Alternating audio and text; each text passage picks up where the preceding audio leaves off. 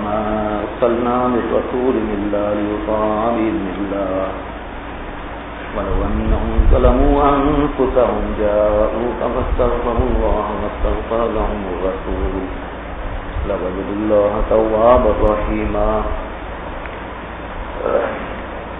فلا وربك لا يؤمنون حتى يحكموك فيما شجر بينهم ثم لا يجدوا في أنفسهم حرجا مما قضيت ويسلموا تسليما صدق الله العلي العظيم وصدق رسوله النبي الكريم الصلاة والسلام عليك يا رسول الله وعلى آلك وأصحابك يا حبيب الله.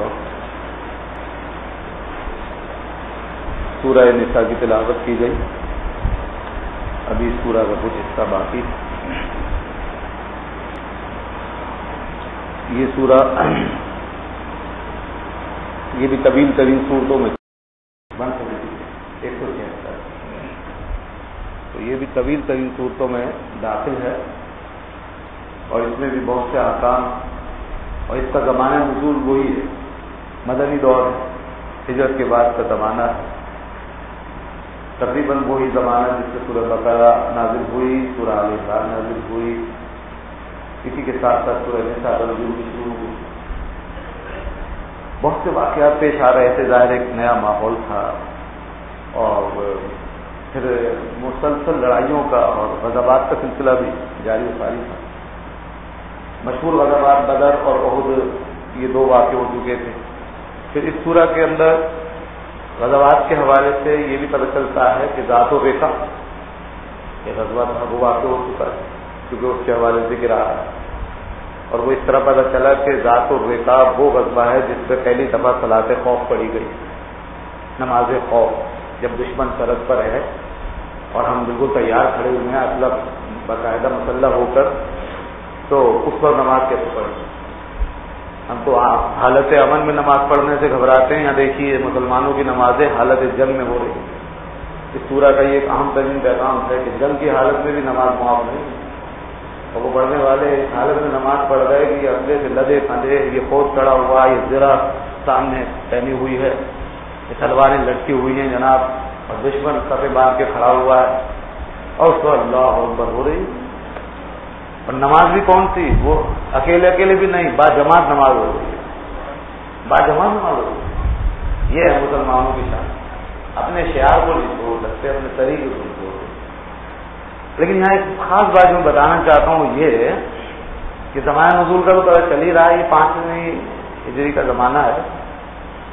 مگر اس میں اس نماز کے حوالے سے یہ خاص طریقہ بتایا ہے قرآن نے سورت کے اندر. آج بھائی صاحب نے پڑھ کے سنا دیا. کیسے پڑھیں کہ امام کھڑے ہوں اور ایک صف امام کے پیچھے ہو، یعنی ایک حصہ مسلمانوں کا اور دوسرا حصہ وہ دشمن کے سامنے سب رکھتا ہو.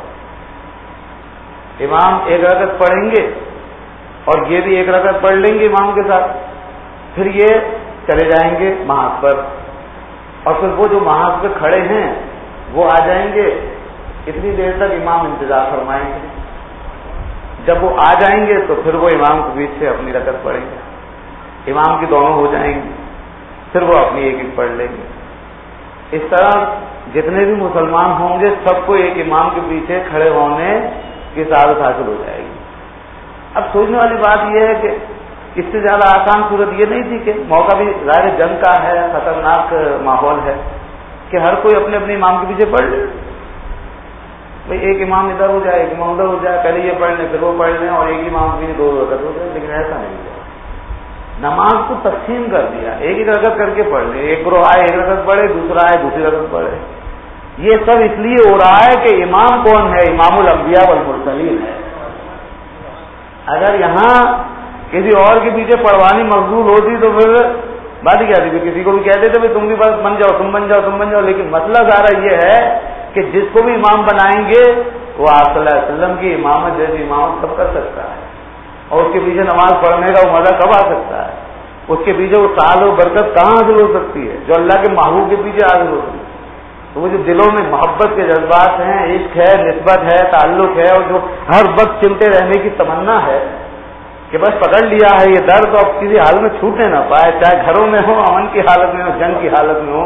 اللہ نے اپنے محبوب کے شہدائیوں کی اس حالت میں بھی رعایت فرمائی کہ تمہیں یہاں بھی تمہارا حصہ ملے گا، ایک ایک رکعت پڑھ کے دونوں ہی گروہ جو ہیں وہ فیض و برکت حاصل کر لیں گے، اور کوئی بھی محروم نہیں رہے گا میرے محبوب کی اقتداء سے۔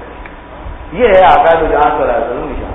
اب ظاہر ہے کہ یہ مسئلہ ہے نہیں، اس لیے اب اگر مسلمانوں کو ایسی نماز پڑھنی ہو تو اس کا سیدھا سادہ حل یہ ہے کہ جتنی جماعت ہے اتنے امام بن جائیں، بات ختم۔ یہ تو صرف اس وقت ہے کہ جب امام ایسا ہو۔ ہاں اگر اب بھی کوئی ایسا کوئی متقی پرہیزگار، کوئی ولی اللہ، کوئی اللہ والا امام ہو اور قوم یہ چاہے کہ اس کے پیچھے نماز پڑھنے کی سال ملے تو پھر اسی طریقے پہ عمل کریں گے جیسے صحابہ کرام نے کیا تھا، پھر اسی طریقے پڑھے۔ تو یہ ذات و رقام میں یہ نماز پڑھی گئی تھی، تو اس کا ذکر